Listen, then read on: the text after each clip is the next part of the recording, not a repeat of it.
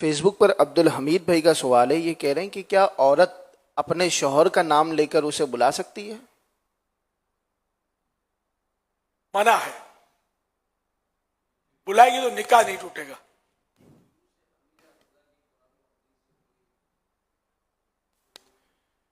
ایمان نام رکھنا کیسا ہے؟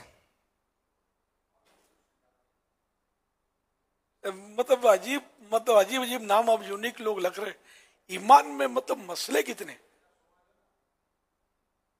ایمان کہاں ہے؟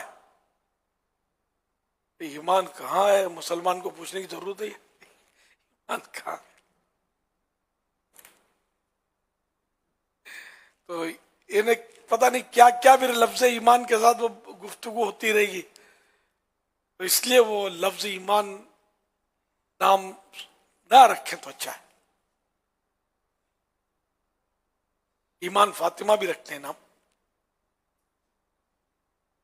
یہاں بھی مطلب بڑا رسک کی گفتگو بات ایسی ہوتی ہے کہ بہت رسک میں چلی جاتی ہے۔ حامد علی بھائی ہیں، یہ سوال ایمان فاطمہ کی جگہ بہترین نام یہ کنیز فاطمہ، بی بی فاطمہ کی خادمہ، مدینہ بہت پیارا نام ہے۔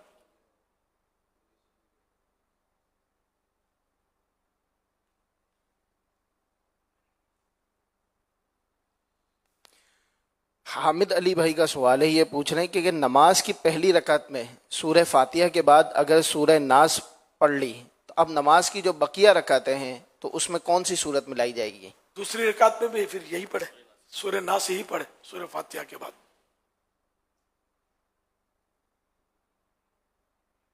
اور پھر اگر 4 رکعت ہی نماز ہے تو تیسری اور چوتھی میں پھر جہاں سے سورت شروع کرے، پھر جون سی سورت پڑھی پھر اس سے بعد والی سورت پڑھنے کا جو قاعدہ ہے پھر اس کے مطابق رہے۔